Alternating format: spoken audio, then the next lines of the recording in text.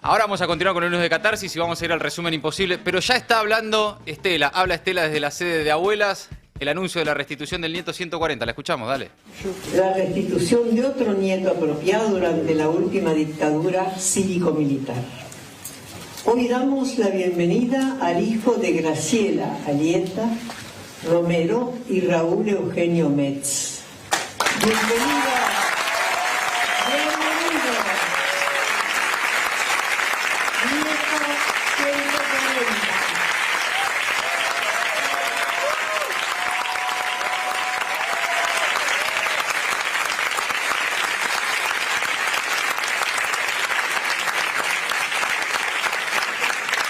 El nieto 140 nació el 17 de abril de 1977 en el centro clandestino La Escuelita de Bahía Blanca, como se supo a través de testimonios de compañeros de cautiverio de Graciela. Y hoy podemos confirmar a partir de su restitución. Su hermana Adriana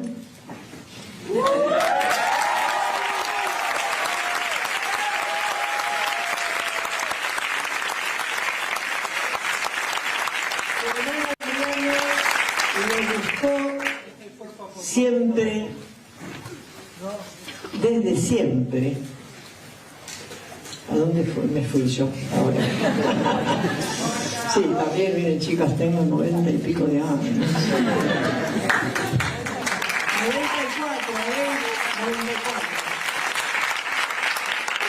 Adriana lo buscó desde siempre junto a sus abuelos. Otro, Oscar Metz y Elsa Kaiser, con quienes se crió y desde que ellos partieron continuó esa búsqueda. Siempre sensible, inquieta y risueña, con su habilidad de tejedora. Tenemos todos un regalo de ella tejido, hermoso. Siempre tejedora, fue construyendo una red que la cobija y hoy también abraza a su hermano en este encuentro tan esperado.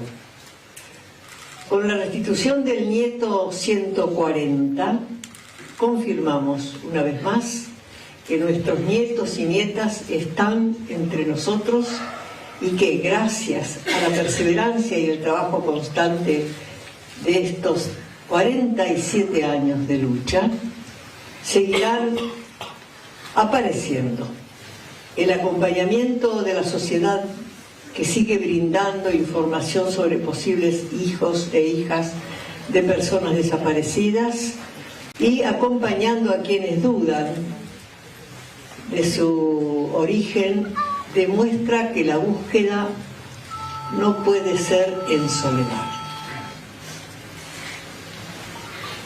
¿Sigo yo o sigo?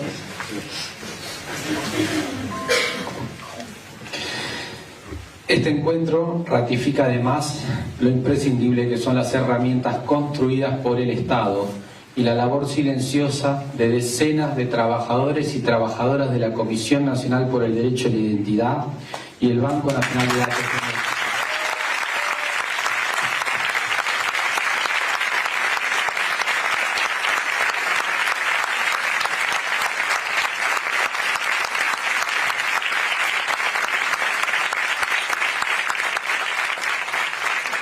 Que aún hoy, en condiciones precarias y con enormes dificultades, continúan trabajando con la convicción de que este delito debe ser resuelto.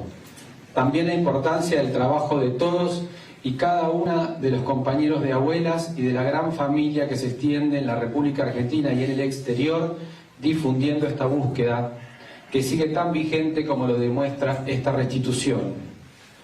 Los nietos y nietas que faltan están entre nosotros. Viven en nuestros barrios, trabajan y comparten actividades, transitan nuestras calles, están cerca, necesitan ser acompañados para animarse a conocer su verdadero origen. Hay que insistir en que su consulta no molesta. Cualquier sospecha, por mínima que parezca, es motivo para acercarse a Abuelas. Por eso, si alguien tiene algún dato, también le pedimos que lo acerque. Son esas las informaciones guardadas hace años las que nos permiten hallar a nuestros nietos y nietas. La historia familiar. La mamá del nieto 140, Graciela Romero, nació el 21 de agosto de 1952 en Bahía Blanca, provincia de Buenos Aires. Su familia la llamaba Peti y tenía 3 hermanos. Su hermana menor, María Elena, también fue asesinada por la dictadura en 1977. Graciela era estudiosa, emprendedora y aguerrida, tenía buen humor, cocinaba bien y también cosía. Estudió economía hasta que se casó y se abocó a la militancia.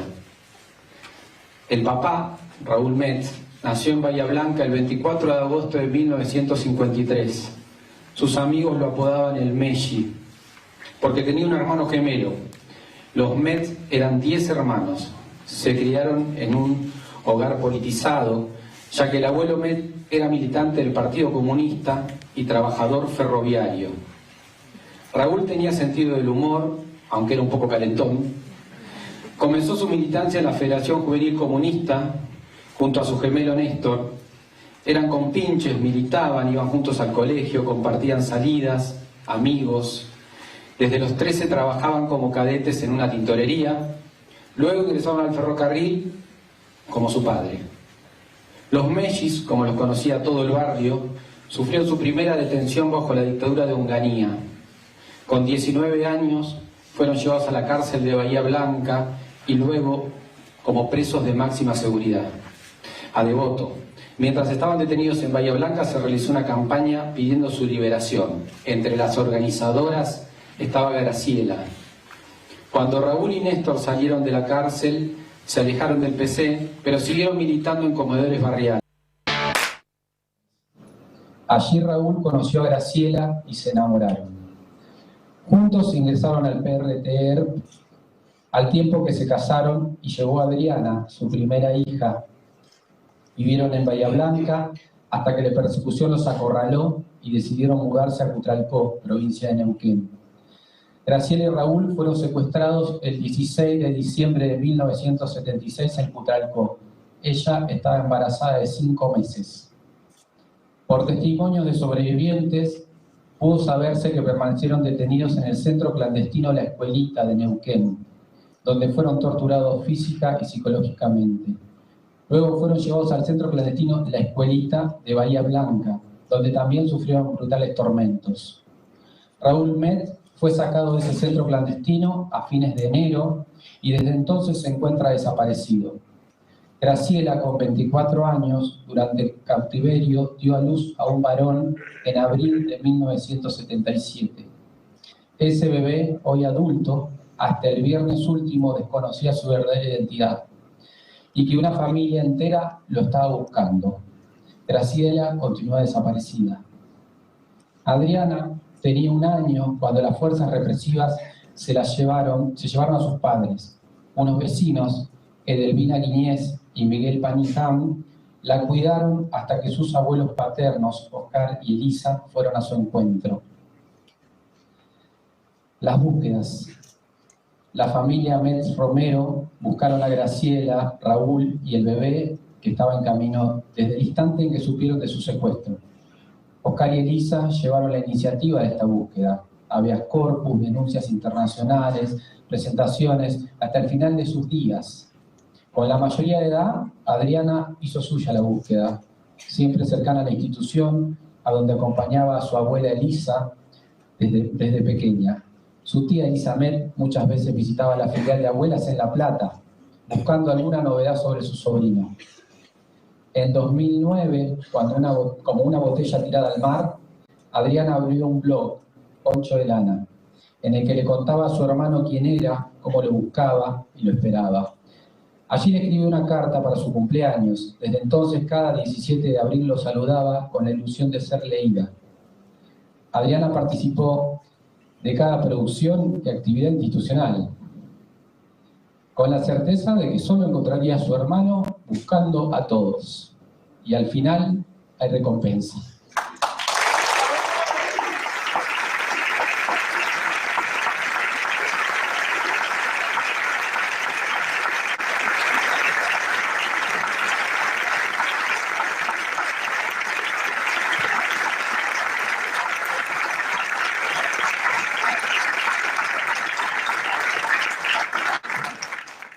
partir de la información que abuela recibió de manera anónima, se inició una investigación que luego se trabajó de manera conjunta con la CONADI y la Unidad Especializada para Casos de Apropiación de Niños durante el Terrorismo de Estado, UNFICANTE. Este trabajo conjunto permitió reforzar la hipótesis de una posible apropiación, reunir la documentación necesaria y profundizar en el caso. En este marco, y una vez finalizada esta etapa, en abril de este año, la CONADI tomó contacto con el posible nieto para brindarle toda la información recabada. Así, él accedió a concurrir al Banco Nacional de Datos Genéticos y dejar su muestra de ADN, para ser cotejada con las familias que buscan. Finalmente, el viernes último, el BNDG comunicó a la CONADI el resultado de ADN y la comisión le informó al hombre que efectivamente se trataba de un caso de apropiación y que su perfil coincidía con el de la familia Metz Romero. Durante el fin de semana, ambas familias fueron notificadas, lo que hoy nos permite comunicar a la opinión pública que hemos encontrado al nieto 140.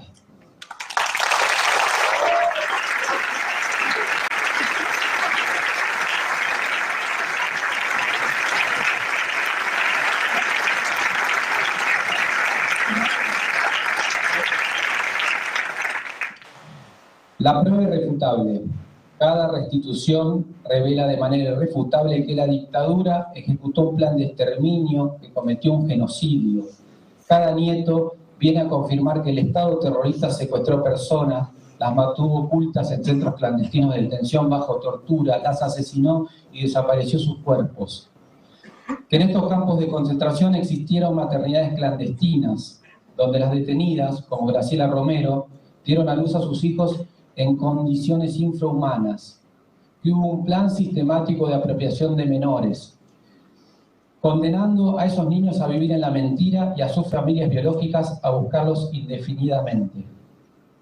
Cada restitución de un nieto es también la confirmación de que el trabajo sostenido y colectivo nos permitirá seguir encontrándolos. Esta restitución nos reúne para darnos fuerzas y ratificar que el rol del Estado, las políticas públicas, la solidaridad, el acompañamiento, el amor y la perseverancia son la garantía del nunca más. Pero para que estas búsquedas se sostengan es imprescindible que el Estado siga existiendo. Por eso exigimos que se derogue el decreto 351/25, que deja en extrema vulnerabilidad al Banco Nacional de Datos Genéticos.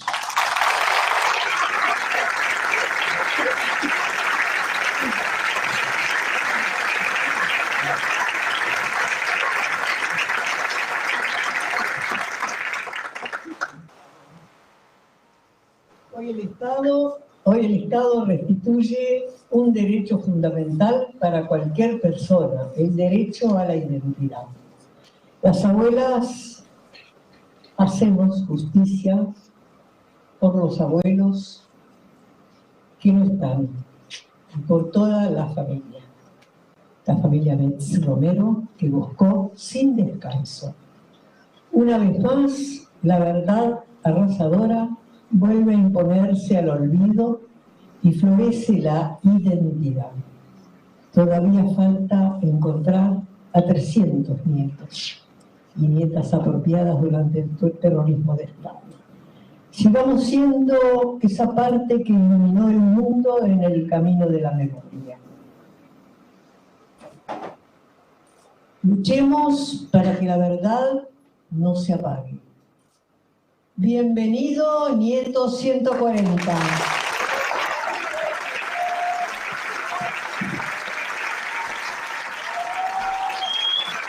El anuncio oficial entonces de abuelas encontraron al nieto 140 a contramano del negacionismo de Milei y del gobierno, que hace todo lo posible todo el tiempo para desfinanciar y obstaculizar estas búsquedas.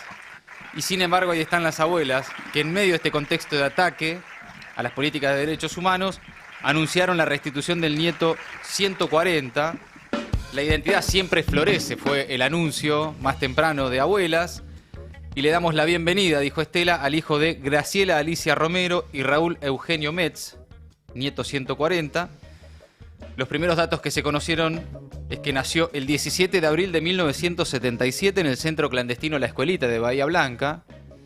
Su hermana Adriana lo buscó desde siempre y estaba ahí presente, al lado de Estela, en esta conferencia de prensa. Con la restitución del nieto 140 confirmamos una vez más que nuestros nietos y nietas están entre nosotros y que gracias a la perseverancia y el trabajo constante de estos 47 años de lucha, seguirán apareciendo. La lucha no puede ser en soledad, completó Estela. Después estaban los detalles, ¿no?, del caso, de la búsqueda, de cómo se dio el proceso. Y es una gran noticia, una muy buena noticia, hermosa noticia para arrancar la semana. Nieto 140, el hallazgo de un nuevo nieto, el segundo en lo que va del año, segundo en 2025. Y en un contexto de ataque a las políticas de memoria, verdad y justicia, y sobre todo de aquellas enfocadas a la restitución de la identidad de quienes fueron apropiados durante los años del terrorismo de Estado. A pesar de eso, las abuelas siguen trabajando, siguen buscando y además siguen encontrando, ¿no? Es una gran noticia a contramano de la política de negacionismo que impulsa el gobierno de Milei. Días atrás, Abuelas de Plaza de Mayo denunció, y ahí lo hacían también nuevamente en la conferencia de prensa, que el gobierno de Milei intervino el Banco Nacional de Datos Genéticos y que le pidió a la jueza federal de San Martín, Alicia Vence, que dictara una medida para proteger las muestras genéticas que en el Banco Nacional de Datos Genéticos se almacenan. Esto fue después de que Milei firmara un decreto a través del cual le quitaba la autonomía y la autarquía al Banco Nacional de Datos Genéticos. No fue el único ataque en el último tiempo contra las instituciones que se crearon justamente para acompañar la búsqueda de abuelas. El año pasado también habían desmantelado la CONADI, la Comisión Nacional por el Derecho a la Identidad. También eliminaron la Unidad Especial de Investigación que funcionaba desde el año 2004 y que tenía acceso a los archivos estatales para encontrar a los bebés que fueron robados durante la dictadura.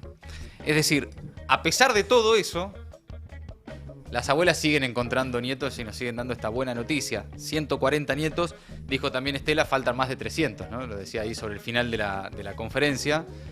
La fuerza de Estela, ¿no? Además, ¿no? Sí. 94 años. Es impactante, muy. Y no paran y no van a parar nunca de buscar nietos y nietas. El 27 de diciembre, fines del año pasado, Estela había anunciado al 138, que había nacido en diciembre de 1976 en la ESMA, hijo de Marta Paurtalé y Juan Carlos Villamayor.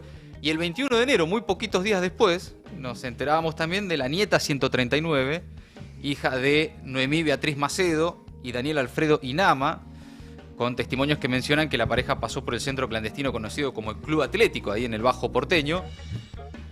Y por segunda vez en el año, el anuncio, en este caso, 140, nacido en abril del 77 en Bahía Blanca, en el centro clandestino La Escuelita. Así que parte de las buenas noticias que todavía afortunadamente tenemos en la Argentina.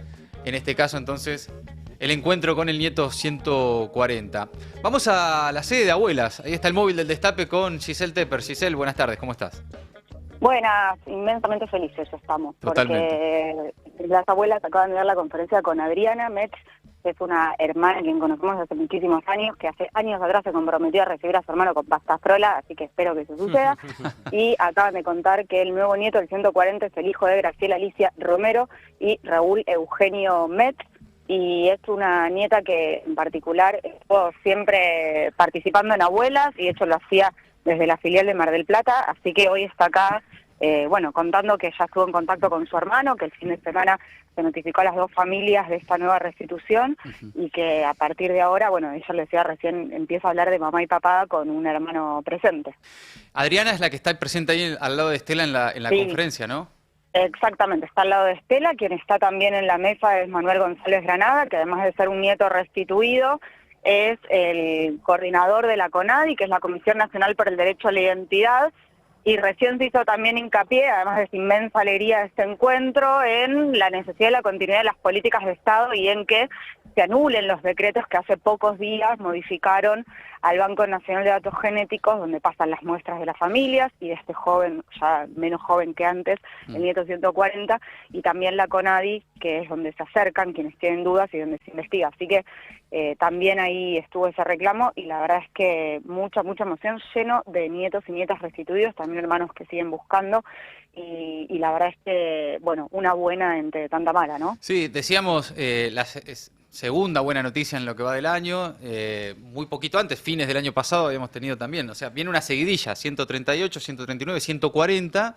Y a contramano de las políticas oficiales del gobierno, recién mencionábamos solo algunas y que fueron también advertidas en la conferencia de prensa, a contramano del negacionismo oficial, ¿no?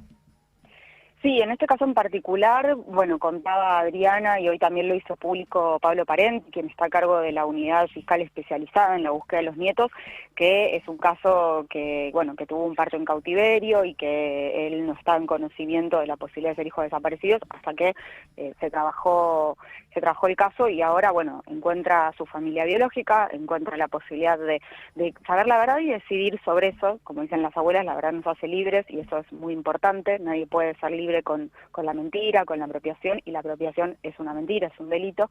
Y bueno, y ahora vendrá ese momento en el que te juntás después de un montón de tiempo con alguien que es tu hermano y que pasaron tantos años y armarán el vínculo. Importante decir también esto, se tiene que tratar en el Congreso, y las abuelas lo vienen reclamando, la posibilidad de ir para atrás con estos dos decretos que modificaron tanto bueno, en su momento el banco, como fue con la CONADI, en realidad, claro, donde además se anuló la unidad especial de investigaciones, es decir, que a pesar de todo lo que está destruyendo Milei, los nietos aparecen. Me parece que ese es el mensaje que hoy nos dan las abuelas. Hay entonces una posibilidad a través del Parlamento, del Congreso, de dar marcha atrás o de desandar el camino, por lo menos de estos dos decretos, ¿no? El Banco Nacional de Datos Genéticos y la CONADI. ¿Existe esa posibilidad? Sí, yo me corrijo ahí. El decreto es el del banco. La CONADI ya tuvo esta modificación a través de lo que fue el decreto que anuló la UEI, la Unidad Especial de Investigaciones, que era un auxiliar de justicia. Hay que recordar que en su momento Axel Kicillof, desde la provincia de Buenos Aires, levantó la política de Estado que empieza a destruir en el Estado Nacional Milei, y que efectivamente sobre el Banco Nacional de Datos Genéticos hay mucha preocupación porque el decreto reciente modifica su forma de funcionamiento y deja en estado de incertidumbre quién va a tomar las decisiones, cómo se van a tomar, en un lugar que aloja las muestras genéticas de las abuelas y tantas familias y tantas personas que dudan de su identidad, y que básicamente nos ha hecho ejemplo en el mundo en materia de algo que se llama índice de abuelidad, que es la conclusión del ADN en una compatibilidad del 99,9999 y sigue por ciento para poder encontrar los nietos. Así que está destruyendo algo que llevó mucho tiempo construir y que pone en peligro nuevas restituciones. Así que esta nueva restitución, recién decían las abuelas, no solo muestra el plan sistemático de exterminio y de robo de bebés, sino también muestra que están estas personas en algún lugar y que a pesar de todo el odio, la violencia, la crueldad de este gobierno, los nietos aparecen. Y bueno, hoy el 140, el próximo ya se viene Capicúa, así que ojalá sea pronto también. Sí, volvemos cualquier novedad. Gracias por estar ahí, por tener este contacto con nosotros. Giselle Tepper desde la sede de Abuelas, entonces, donde se anunció el encuentro del nieto 140, del que seguramente en las próximas horas, días, sí, vamos a saber más detalles. Más, ¿no? Claro. Siempre está bueno, a propósito de lo que decía Giselle, recomendar porque se lo encuentra en YouTube en un momento cuando se hacían esos programas maravillosos en Canal Encuentro. Hubo uno que se llamó, era una especie de serie documental conducida por Leonardo Sbaraglia y que se llamaba 99,9% la ciencia de las abuelas, y que habla de esto particularmente, de cómo este Banco Nacional de Datos Genéticos y cómo ese índice de abuelidad logró encontrar o restituirle la identidad a ahora 140 personas. Una gran noticia para arrancar la semana. Una vez más, gracias a las abuelas por el trabajo, ¿no? Y por todo lo que hacen. Y por supuesto, advertir esto, que todavía, ahí lo mencionaba Giselle, yo no estaba al tanto de eso, pero existe la posibilidad entonces, a través del Congreso, todavía queda algún margen para dar marcha atrás con el decreto que interviene el Banco Nacional de Datos Genéticos. Mientras tanto, las abuelas contra todo y contra todos, siempre dándonos buenas noticias. Amigos, cambiamos de tema. Hoy, represión y detenidos en una protesta del INTI. La única respuesta del Gobierno Nacional frente a la protesta: represión y detenciones. Esta vez le tocó a los trabajadores del INTI, que salieron a la calle a defender sus puestos de trabajo y el desarrollo industrial, en definitiva. Y también, en parte, esto Gaby lo viene contando con muchos detalles, el impacto que eso tiene en nuestra vida cotidiana, de todo tipo, ¿no? Y en ese sentido, hoy los estatales del INTI y del INTA cortaron la General Paz a la espera del inminente decreto impulsado por Federico Sturzenegger, que le quitará a los dos institutos el carácter descentralizado y que está habilitando, por lo tanto, el desguace. Desde ATE denunciaron que la policía de la ciudad detuvo a 4 dirigentes sindicales. Estamos caminando, no estamos cortando, no hay ningún delito estar caminando por la calle. Quien se escucha ahí es a Rodolfo Aguiar. Hay 2 detenidos, ¡pará! Cuerpo a cuerpo con la policía.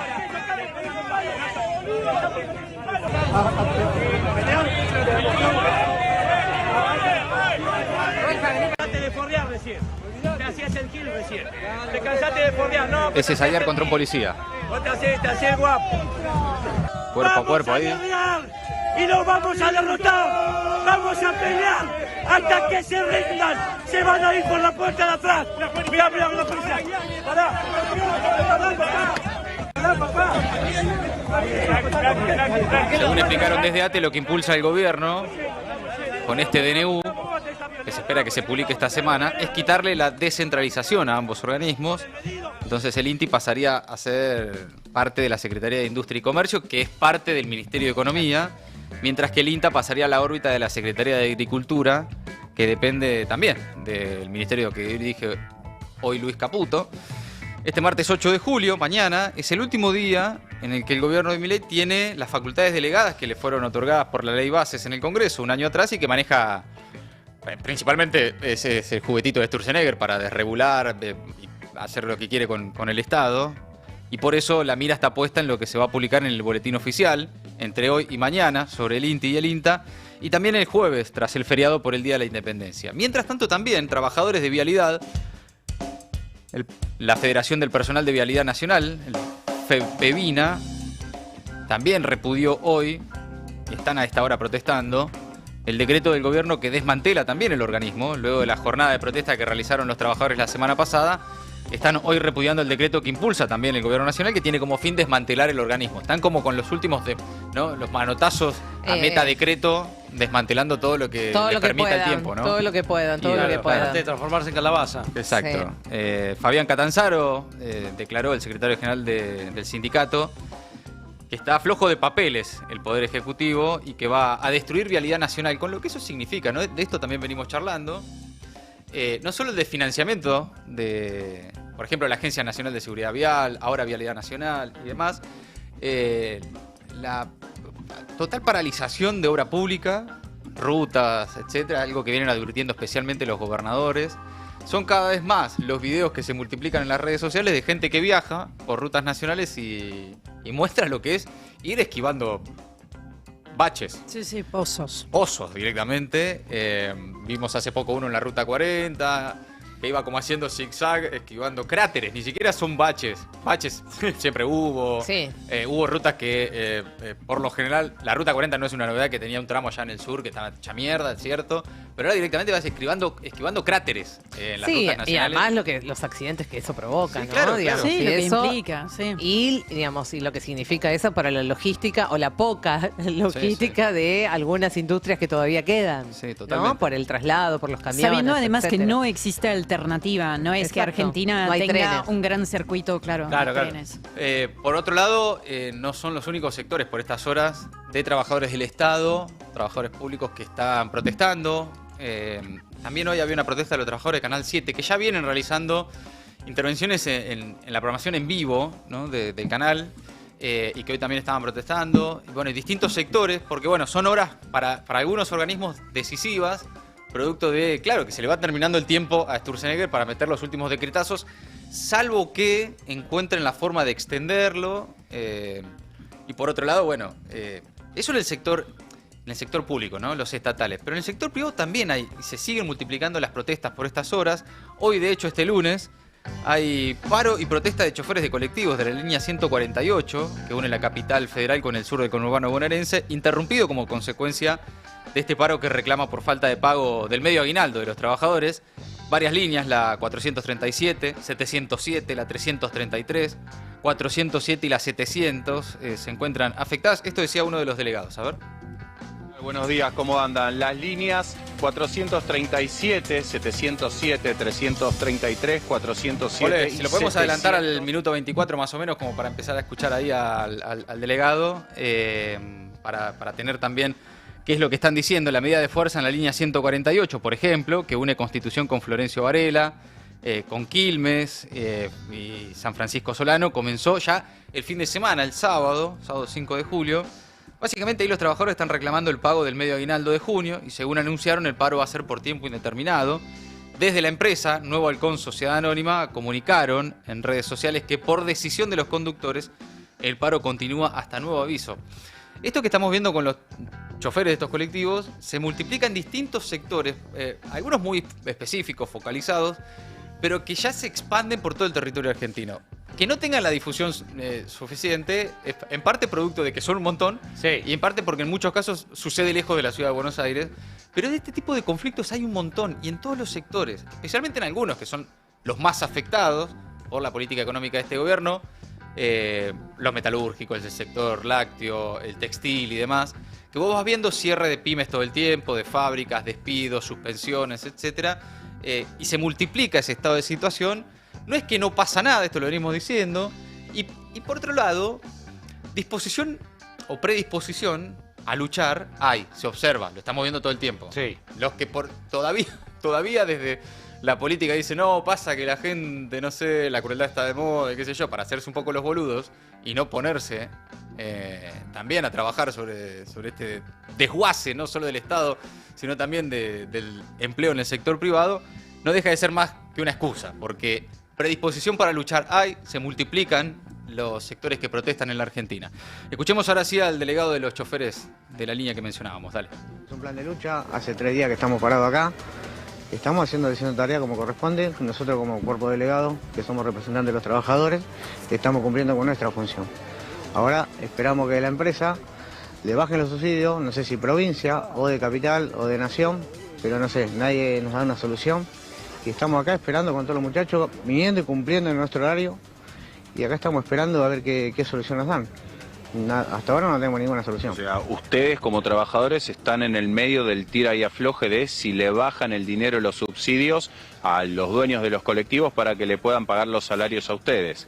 Eso es lo que les dicen. Claro. Nosotros en el año pasado, a fines de año más o menos, cambió el reparto y ahora es por boleto. Se cobra por boleto, entonces esta empresa tiene poca recaudación de boleto por la zona. Estamos en el partido San Isidro.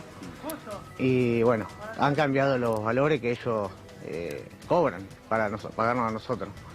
Y bueno, hace varios meses que venimos con el problema ese. Le pagan fuera de tiempo, tienen que pedir prestada plata para pagar nosotros. Eso, no sé, es lo que nos dicen a nosotros y bueno, nosotros acá estamos porque ya no podemos aguantar más. Hay cosas que pagar, alquileres, el plato de comida y bueno, las tarjetas de crédito, un montón de cosas que cada uno sabe lo que tiene que pagar, ¿no? Y nosotros, bueno, cuidamos. Bueno, ahí Adolfo Morales lo escuchaban sobre el final, ¿no? Muy razonable, mirá, todo bien, no sé cuál es el problema, qué sé yo, cada uno que se haga cargo de lo suyo, pero nosotros tenemos que pagar, vivir, comer, claro, ¿no? Y no nos están dando una respuesta. Ese tipo de expresiones se multiplican, ¿no? Es como, bueno, qué sé yo, todo bien, lo que quieras, pero nosotros no estamos llegando. Y se da mientras el gobierno dice, bueno, son conflictos aislados, puntuales, muy específicos, pero tranquilos que la macro está ordenada, hay estabilidad, esto, nada, es cuestión de tiempo, cuestiones menores de la micro que se van a resolver. Atención porque el dólar para el público se acerca a los 1.300 hoy. ¿Cómo? Caputo se hizo el capo, el canchero, sí, y mandó a comprar. Sí. Andá, comprá si está barato, campeón. Comprala. Fueron a comprar los campeones, los subcampeones, los que salieron terceros, fueron a comprar todos. Y los que no entraron ni en primera ronda. Claro, mandó a comprar y fueron a comprar. Y el dólar ya se acerca a 1.300.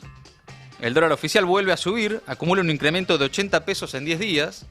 La divisa oficial ya está cerca de los 1.300, mientras que el blue sube 20 pesos también en la jornada del lunes. Un contexto ahí de falta de reservas que comienza a generar algunas preocupaciones. El dólar en los bancos para los minoristas se acerca a esta hora entonces a 1.300 al sostener la tendencia alcista con la que terminó la semana pasada, mientras Caputo decía, no pasa nada, campeón, anda a comprar dólar. Estos movimientos ocurrieron también luego del informe del banco de inversión JP Morgan del fin de semana pasado, no el anterior, que recomendó a sus clientes desarmar el carry trade, la bicicleta, retirarse de los bonos y títulos argentinos y venderlos. Darse un respiro. Esa fue buenísimo. Nos tenemos que dar un respiro. No sos vos, soy yo. Necesito un tiempo. Pero te juro que te voy a llamar. Yo te llamo. Vos esperá que yo te llamo.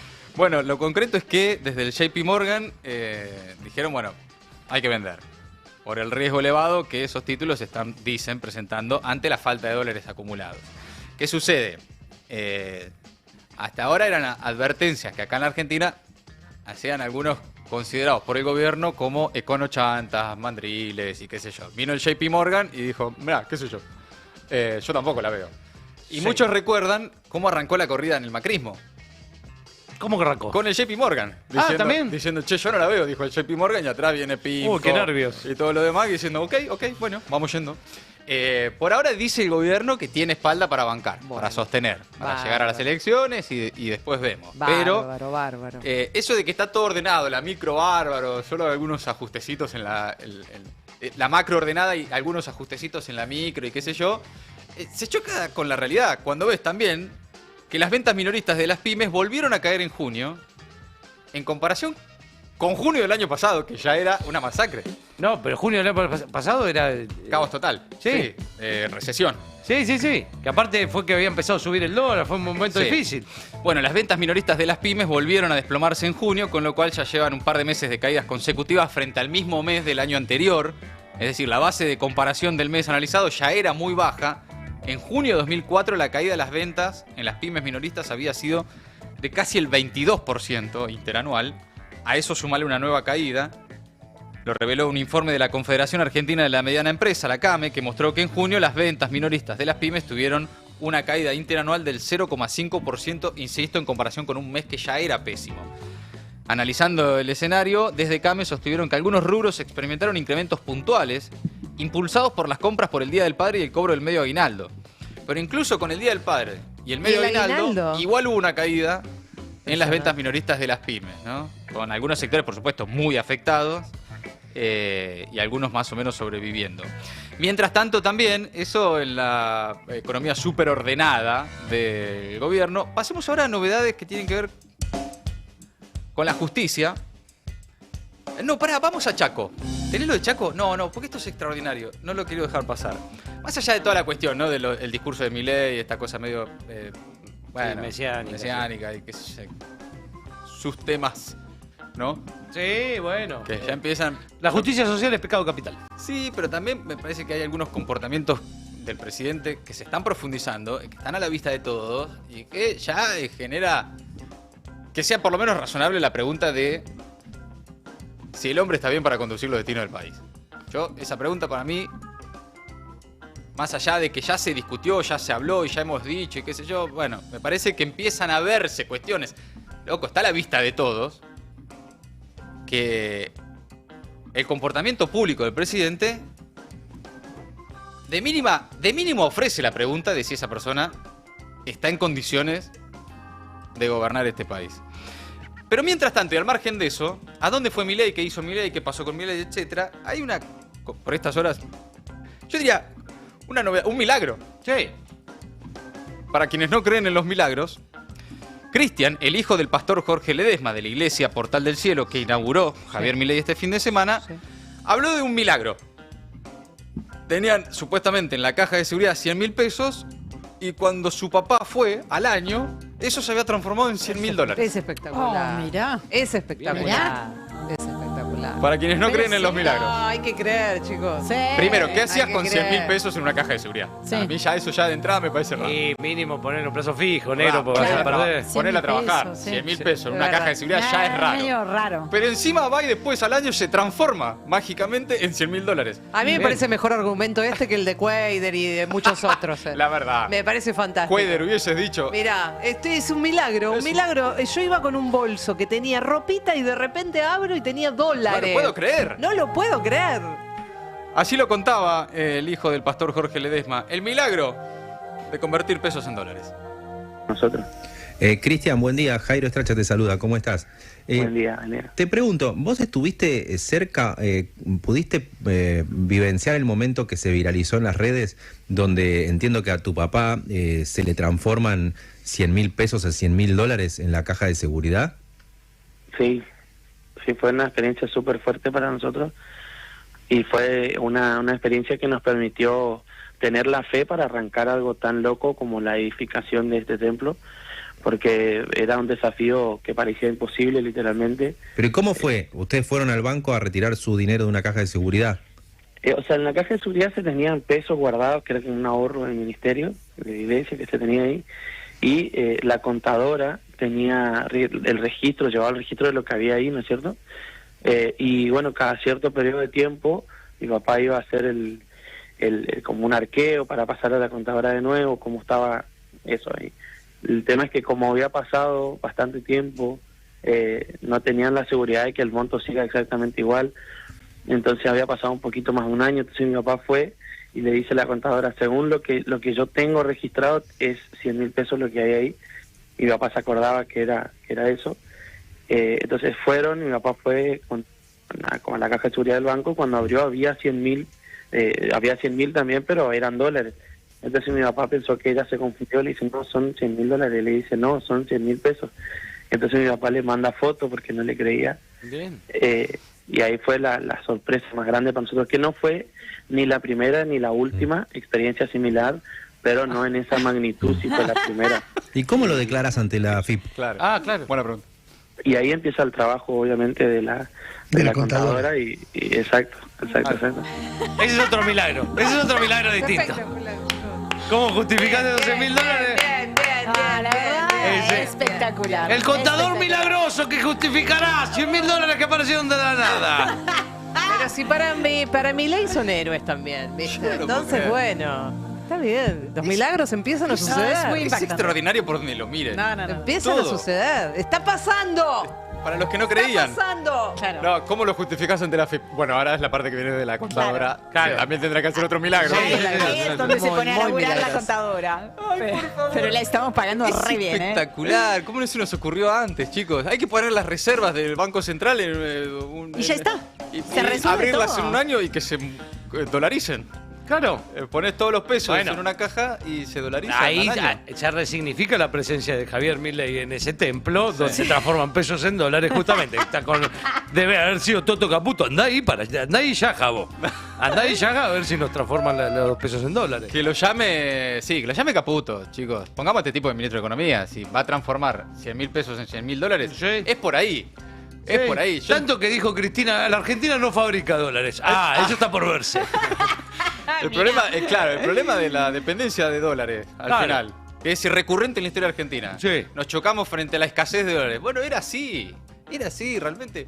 No la vimos, la verdad que no la vimos antes. Tengo ganas de fijarme si mis pesos Sí, fíjate que capaz que se transforman en es dólares. un milagro que solamente alcanza a algunos elegidos igual. No es para todos. No, claramente. Algunos elegidos en algunos lugares. Ni te fijes, porque mira, vos con la poca fe que tenés, sí, vos sos un hombre de poca fe. Yo no estoy ni bautizado. Dios te abandonó. A mí no me van a dar bola. Fe a vos no te va a pasar. No, el milagro no te va a tocar. Ay, chicos, qué espectacular. Uno no deja de sorprenderse con este país, pero es maravilloso. Espera, lo que más me gusta, no es ni siquiera la historia descabellada, sino el hecho de que la cuente como la está. No es que dijo, no quiero atender ninguna entrevista, salir en los medios, no quiero dar explicaciones, no sé qué vuelta a encontrarle, profundiza. Va y explica. Espectacular. Bueno, extraordinario. Bien, cambiamos de tema, amigos. La Fiscalía retiró el pedido para que Cristina vaya a una cárcel común. El fiscal ante la Cámara Federal de Casación, Mario Villar, retiró este lunes el pedido para que la expresidenta cumpla su condena en un penal. ¿No? Que la querían en Ezeiza y todo lo demás. Bueno, a diferencia de Mola y Luciani, que eran los fiscales. Diego Luciani y Sergio Mola. En este caso, Villar pidió que Cristina siga con arresto domiciliario, pero que se evalúe en todo caso, dicen, un cambio de domicilio, ¿no? Como que la quieren mandar más lejos. Siguen muy enojados con el tema del balcón y que la gente vaya, todo eso. Sí, pero el planteo de Villar, en este caso, el fiscal ante la Cámara Federal de Casación, por escrito, poco antes de que comience la audiencia ante los jueces Mariano Borinsky, Gustavo Hornos y Diego Barroetaveña, en el primer piso de los Tribunales Federales de Retiro, donde no solo se va a debatir el beneficio de la prisión domiciliaria, sino también el régimen de visitas de Cristina y la autorización de tobillera electrónica. Mientras tanto, un límite también a la persecución, porque ordenaron la excarcelación de Alesia Abaigar, novedad también de este día. La Cámara Federal de San Martín hizo lugar al planteo de la defensa de Alesia Abaigar y ordenó su excarcelación. La militante y funcionaria bonaerense pasó más de una semana en el penal de Ezeiza, por haber tirado un poco de bosta y puesto un pasacalle que decía la mierda de Spert en la casa del diputado oficialista. Hace 2 días le habían concedido la prisión domiciliaria. Ahora, ante la Cámara, la Cámara revocó la orden de la jueza Sandra Arroyo Salgado para que permanezca detenida en el marco de la causa que se le abrió por atentado contra el orden público, amenazas agravadas, incitación a la persecución u odio contra una persona por la causa de sus ideas políticas. Toda esa serie de causas que le tiraban por la cabeza a estas militantes. Por otro lado, la jueza Sandra Arroyo Salgado decidió este fin de semana que ya no estuvieran detenidos Iván Díaz Bianchi, Aldana Mucio y Candelaria Montes. Pero Eva Mieri, concejala de Quilmes, no solo que sigue detenida, sino que fue trasladada también al penal de Ezeiza, donde se ve que alguien en Ezeiza tiene que haber, ¿no? Sí. Claro. Tiene que cumplir el cupo. Garantizar que haya un Cuca en Ezeiza. Un Cuca en Ezeiza, por favor, te lo pido. Cuca. Sí. El cupo Cuca en Ezeiza, ¿no? Es como que alguien le pide, por favor, meteme un Cuca en Cana. Ahí también estaba Alesia Baigar, finalmente había pasado domiciliaria, ahora es excarcelada entonces. Mientras tanto, cosas muy raras están pasando en la Argentina. No solo pesos que se transforman en dólares, sino valijas que entran al país sin ser declaradas y que nadie las vea. Bueno, está todo muy raro, ¿viste? Son todos milagros, chicos. Hay muchos milagros sucediendo. Yo no sé qué pasa, pero se ve que estamos en una tierra milagrosa. Una tierra de fe nos estamos convirtiendo. En las últimas horas, un informe de TN con Luciana Geuna reveló que el 26 de febrero de este año, un jet privado de la empresa Royal Class de Leonardo Scaturice, nuevo dueño de Flybondi, ex servicio de inteligencia y enlace de Javier Milei con Trump y la CEPAC. Claro, con la internacional de derecha. Los muchachos, sí. Habría ingresado a la Argentina con 10 valijas que no pasaron los controles de equipaje correspondientes, pero además tuvieron como una distracción. De las 10 declararon 5. Bueno. ¿A quién no le pasa igual? Sí, ¿no? totalmente. Cuando anda con muchas cosas encima, por ahí algunas se te No, ni escapan. hablar, ni hablar. Ya sabemos. Otro milagro. El señor multiplicó los panes y las valijas. Todos sabemos. Peces y valijas. Están pasando muchos milagros, chicos. Para los que no... la verdad, yo empecé a creer. ¿Sí? Yo que no era tan creyente, creo que con esto ya es... Qué lindo. ¿no? Evidencias. Es que sí. Las imágenes que publicó el canal TN demuestran cómo una decena de valijas no pasaron los controles de equipaje correspondientes y la causa que se abrió investiga las irregularidades que se presentaron en la llegada y salida del avión que indican de mínima un posible contrabando. El caso es investigado por la PIA, la Procuraduría de Investigaciones Administrativas, una fiscalía especializada en corrupción, que en su momento abrió una investigación de oficio, porque esto viene de hace rato. Ya Pagni había mencionado algo, ya se lo habían preguntado a Adorni. Sí, claro. Ya era un tema, pero ahora lo que pasa es que aparecieron las imágenes. Sí, Adorni había dicho que eran imbéciles los que decían que habían pasado esas valijas. Sí. Lo cierto es que la persona en cuestión es Laura Belén Arrieta, la pasajera de este jet privado que investiga la justicia y que casualmente tiene una foto con Milei muy inoportuna. Casualmente. Muy inoportuna, publicada en las redes sociales de la mismísima Laura Belén Arrieta. Ya en marzo, el diputado Maxi Ferraro, no sé si se acuerdan, había presentado un pedido de informes a raíz de la denuncia de que Laura Belén Arrieta podría haber ingresado al país con equipaje sin revisar. Es una mujer de 32 años que formó parte de la organización de la CEPAC y que trabaja para empresarios vinculados a los servicios de inteligencia. La lupa no solo está puesta en el procedimiento, sino justamente en la protagonista.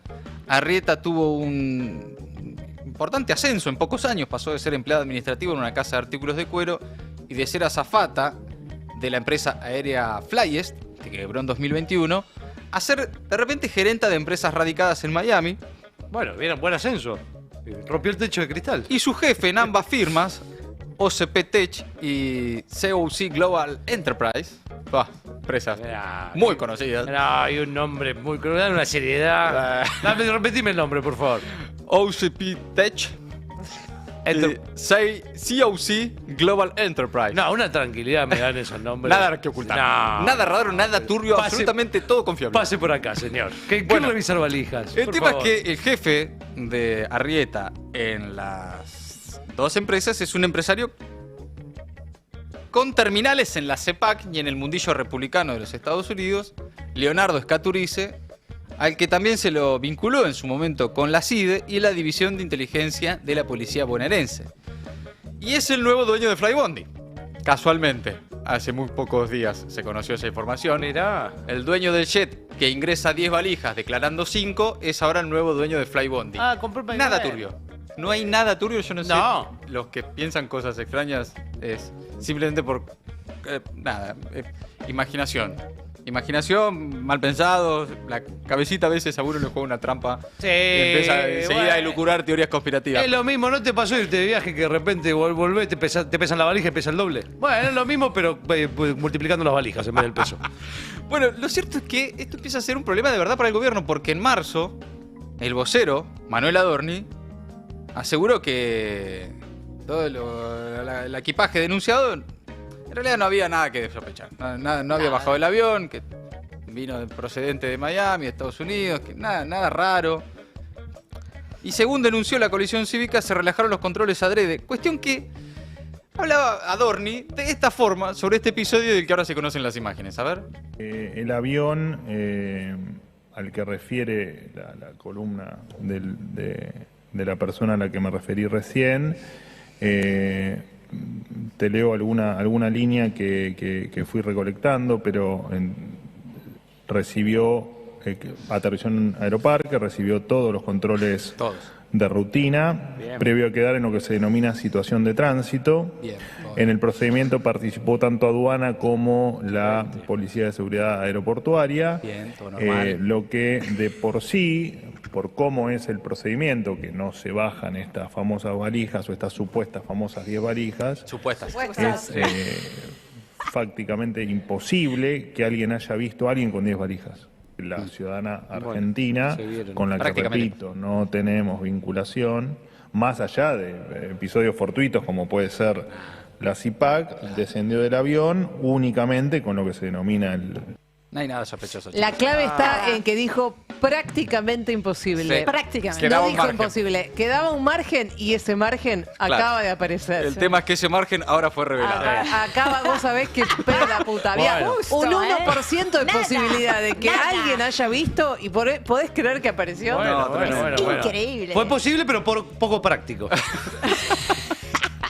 Bueno, Maxi Ferraro, que ya había denunciado esto de la coalición cívica, dice ahora: las valijas del poder, Adorni y el gobierno mintieron. Acaba de publicar en Twitter que todo esto demuestra que Adorni mintió descaradamente cuando en la conferencia de prensa aseguró que esta persona se había sometido a todos los controles y que todo se hizo siguiendo los protocolos. Es gravísimo que el vocero presidencial mienta, porque cuando el gobierno pierde credibilidad, lo que queda es el encubrimiento. Y eso ya lo conocemos demasiado bien en la Argentina, lo que denuncian ahora desde la coalición cívica. Pero no es el único milagro, amigos, amigas. Por último, se conocieron videos en las últimas horas. ¿De qué? En los días previos... ¡Ay, qué susto! Ya me da miedo. Qué nervios, ¿no? En los días previos a que Milei promocionara la criptomoneda aquel día de los enamorados del 14 de febrero, ¿se acuerdan? Sí. Bueno, se lo ve al asesor de Milei, Mauricio Novelli, en las cajas de seguridad de su banco. Era prácticamente imposible, pero... No. Están pasando muchas cosas prácticamente imposibles que están sucediendo. Yo no descarto acá que haya algún vuelto de lado, yo no sé. Manito rara, ¿no? No descarto nada. Pero hay nuevas imágenes de Mauricio Novelli. ¿Cómo se habilitaron las imágenes? Excelente. Está bien, sí. Bien. Se ve que había gente que tenía... muchas revisó, imágenes, ¿viste como se hace en las redes sociales? Hicieron el dump de junio. Claro. Y dijo, ¡ay, mirá lo que me encontré! En el carrete. Sí, mirá lo que me encontré en el carrete. Bueno, hasta ahora las imágenes de las cajas de seguridad del empresario Mauricio Novelli, uno de los protagonistas del caso Libra, que perjudicó a miles de inversores, mostraban hasta ahora a la mamá y a la hermana de Mauricio Novelli en el momento en el que se llevaban de la bóveda una mochila y un bolso llenos. Fue el primer día hábil, eso, después del lanzamiento del token del 14 de febrero. El primer día, al lunes siguiente, la mamá y la hermana de Novelli fueron y retiraron, vaya uno a saber qué, de las cajas de seguridad del banco. Pero este viernes se sumaron al expediente otros videos donde el propio Novelli aparece junto a ellas, pero 10 días antes del escándalo. Es decir, son filmaciones del 4 de febrero, cuando el trader dio de alta las cajas y autorizó a ambas mujeres a tener acceso a eso. Muy poquitos días antes del negocio que se le venía encima. Claro, dijo, vamos a apurarnos. Es como cuando estás esperando un hijo que vas acomodando todo, viste, la pañalerita, vas acomodando todo. Hay como teorías, ¿no? Porque estaban las imágenes de después del 17, después del escándalo, que la hermana y la madre vacían, se supone. Exacto. Y que la llenaba. Era el día que fue a habilitar las cajas. ¿Y de dónde salió esa? Pero escúchame. Porque él había... cajas. Él fue días antes del 14 a habilitar que la hermana y la madre puedan, ¿no? Pero él fue el que fue el nexo entre el Coloradito y Javito. Claro, para quien no recuerda, Novelli es un muy joven empresario exitosísimo del mundo cripto, muy vinculado a Javier Milei, que le daba clases incluso en su Academia de Negocios. Milei daba clases en su Academia de Negocios. En 2024, junto con su socio, Manuel Torreones Godoy, conectó al presidente con el Coloradito. No sé si se acuerdan, Hayden Davis, el de Estados Unidos, creador de la criptomoneda Libra. Claro. Novelli no es un personaje menor, entró 9 veces a la Casa Rosada durante el gobierno de Milei, la mayoría con autorización de Karina Milei, secretaria general de la presidencia, fue otras 3 veces a la Quinta de Olivos. Y bueno, cosas que pasan, no hay nada que sospechar, simplemente que son muchas las casualidades que se están dando últimamente y muy pocas las explicaciones que llegan. Es el famoso, ¿no? Frente a uno, la verdad, frente a todo este enchastre, uno lo que piensa, imagínate si era peronista. ¡No! ¿Sabés lo que sería esto? ¿Sabés lo que sería esto? Si el gobierno era peronista. Me encanta. Agarra lo que contamos en los últimos 10 minutos y imagínatelo en un gobierno peronista. Un escándalo, pero de proporciones bíblicas. Ya que estamos con el asunto, ¿no? Tenemos que hacer la cumbia. ¿Qué pasaría si fuera peronista? Imagínatelo vos, ¿no? Pero bueno, hay, mientras tanto, algunas novedades de las últimas horas en la Argentina. ¿Qué pasa en el mundo, Ori? Casi nada, como siempre. Benjamin Netanyahu está visitando a su amigo Donald Trump por tercera vez desde que Trump regresó a la Casa Blanca. El primer ministro que tiene en su contra, recordemos, una orden de arresto por crímenes de guerra y lesa humanidad emitida por la Corte Penal Internacional, no tiene ningún problema en viajar. Bárbaro, decide cuándo y dónde, ¿no? Además de Trump, está previsto que se reúna con el secretario de Estado de Estados Unidos, Marco Rubio, y también el enviado especial de la Casa Blanca del equipo de Trump para Medio Oriente, que es Steve Witkoff. El objetivo, avanzar supuestamente hacia una tregua que incluya el intercambio de rehenes israelíes vivos o muertos, aquellos que quedaron en manos de las milicias islamistas en la Franja de Gaza, por palestinos, porque son muchos los palestinos encarcelados en prisiones israelíes. Recordatorio, Trump anunció la semana pasada, realmente por sorpresa, en sus redes sociales, un acuerdo de alto el fuego de 60 días al que se adhería supuestamente Israel. Bueno, no tuvimos más novedades ni información al respecto desde entonces. Por eso se espera algún tipo de anuncio a raíz del encuentro de hoy. Mientras tanto, siguen las negociaciones entre las partes en Doha, en Qatar.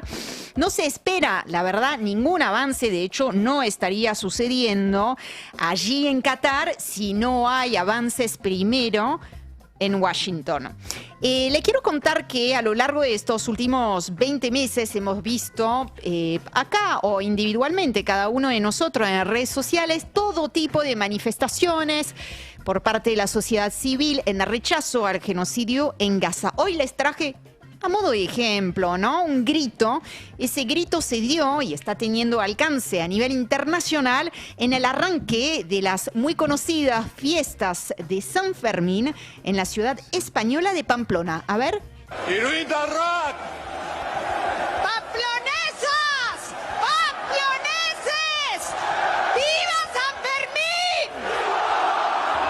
¡Pura San Fermín!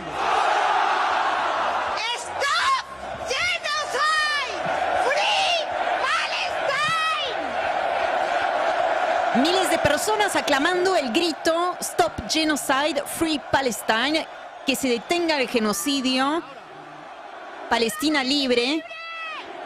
Ahí vuelve a gritar en castellano. Es una ruptura, digamos, del guión de esas fiestas donde supuestamente no se suele decir otra cosa que viva San Fermín.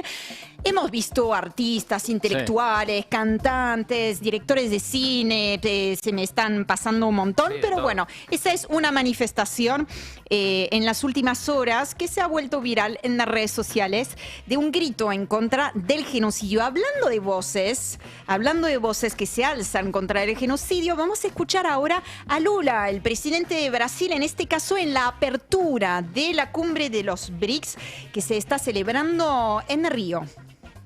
A ideologia do ódio não pode ser associada a nenhuma religião ou nacionalidade. O Brasil repudiou os atentados na Caxemira. Absolutamente nada justifica as ações terroristas. Está hablando entonces Lula, que tuvo una agenda de internacionales muy cargada, ¿no? En los últimos días.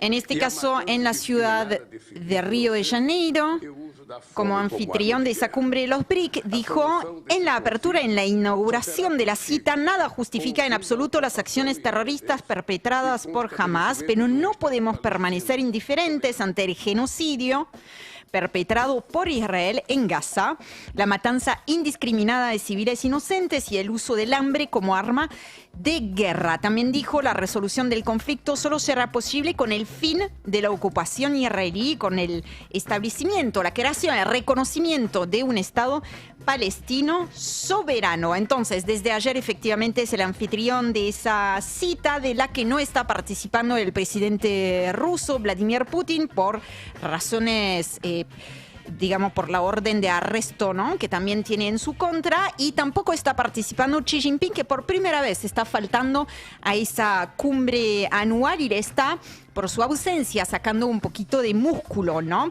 Lula advirtió que el mundo acumula más conflictos que nunca y acusó también a la OTAN de alimentar la carrera armamentística. Es más fácil, dijo el presidente de Brasil, destinar el 5% del PIB al gasto militar, en referencia a ese aumento del que ya hemos hablado, ¿no?, que se logró dentro de la alianza militar, de que todos los integrantes de la OTAN aumenten su presupuesto, su inversión al 5% del PIB. Entonces dice, es más fácil esto que el 0,7% prometido a la ayuda oficial al desarrollo. Bueno, de esa cumbre vamos a tener más noticias en el transcurso de las próximas horas. A quien no le gusta, pero para nada, la plataforma de los BRICS es a Donald Trump, que advirtió cualquier país que se alinee con las políticas antiamericanas, que cuando él lo dice significa antiestadounidenses, ¿no?, de los BRICS, deberá pagar un arancel adicional de 10%, o sea, amenazando directamente a aquellos que puedan tener cercanía, ¿no?, con los BRICS, de un arancel extra. Y esto me lleva a hablarles, para cerrar ya, de la guerra comercial.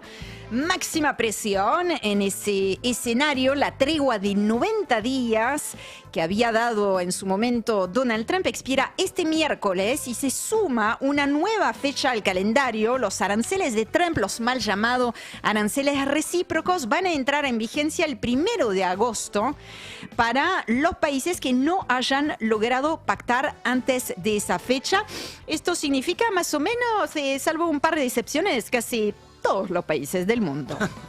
Sí, ¿para qué andan enumerando? Y son muy pocos los que llegaron a un acuerdo, al menos a la fecha. Totalmente. Sí. Bien, amigos, hasta ahí entonces el resumen imposible de Maldita Suerte. Maldita Suerte, de 14 a 17 horas, en El Destape 1070.